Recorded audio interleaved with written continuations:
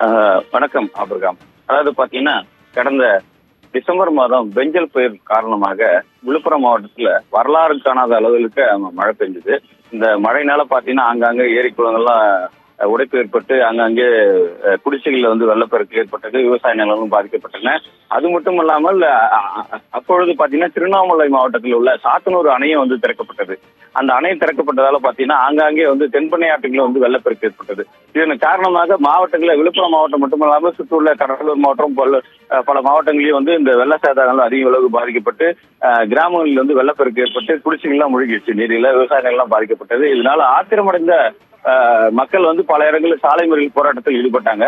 இதனை தொடர்ந்து பாத்தீங்கன்னா வனத்துறை அமைச்சர் பொன்முடி அவர்கள் விழுப்புரம் அடுத்துள்ள இருவல்பட்டு அரசூர் பகுதியில் வெள்ள பாதிப்புகள் ஆய்வு மேற்கொள்ள கடந்த டிசம்பர் மாசம் அந்த 30ஆம் தேதி அங்க போயிருந்தாரு. அப்பொழுது அந்த பகுதி மக்கள் தங்களுக்கு சரியான முகாம்கள் அமைக்கவில்லை, வெள்ள பாதிப்பில் இருந்த இந்த பகுதியை யாரும் பார்க்கல அப்படின்ற ஒரு ஆத்திரத்துல அவங்க சாலை மறியல் போராட்டத்தில் ஈடுபட்டு இருந்தாங்க.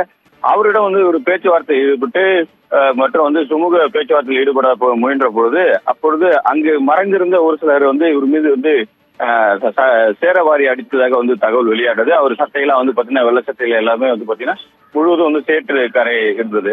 இதனை தொடர்ந்து பாத்தீங்கன்னா இது சம்பந்தமாக அப்பொழுது அங்கிருந்த போலீசார் அங்க பேச்சுவார்த்தை நடத்தி அனைவரையும் கலைச்சிட்டாங்க.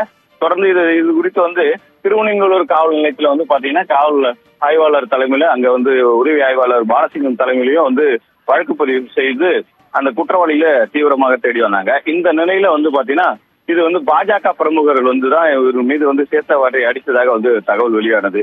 இதனை தொடர்ந்து அவர்கள் மீது வழக்கு பதிவு செய்த போலீசார் அப்பொழுது தீவிரமாக இவரை தேடி வந்தாங்க. ஒரு சிலர் சென்னை போயிட்டாங்க அப்படின்றத சொன்னதால இவர்ல தனிப்படை போலீசார் அமைத்து நீங்க தீவிரமாக தேடி வந்த நிலையில தற்பொழுது பாத்தீங்கன்னா அந்த இருவல்பட்டு பகுதியை சேர்ந்த ராமகிருஷ்ணன் மட்டுமே தற்பொழுது கைது பண்ணிருக்காங்கன்னு சொல்லி காவல்துறை வட்டாரங்கள்ல ரகசிய தகவல் கிடைச்சிருக்குது. அது மட்டும் இல்லாமல் அதே மாதிரி பாஜக பிரமுகர் விஜயதரணின்னு இப்ப காவல்துறை தலைமுறைவாக இருக்காங்க. அவங்களை தீவிரமாக தேடி வராங்க. இந்த சம்பவம் அப்பொழுது பெரும் பரபரப்பை ஏற்படுத்தியுள்ளது. சர்ச்சை பொருளாகவும் கேள்விக்குறியாகவும் இது பண்ண நிலையில தற்பொழுது அவங்களை தீவிரமாக தேடி அவர்களை அரசு கைது பண்ணணும்னு சொல்லி திமுக பிரமுகரும் கண்டன போஸ்டுகளும் ஒட்டப்பட்டன பல இடங்கள்ல. இப்பொழுதுதான் ஒரு நபரை மட்டும் இந்த வழக்குல கைது செய்யப்பட்டுள்ளது. திமுக பிரமுகர் கொஞ்சம் தற்பொழுது நிம்மதியை அடைய செய்துள்ளது. ஆபிரகாம்.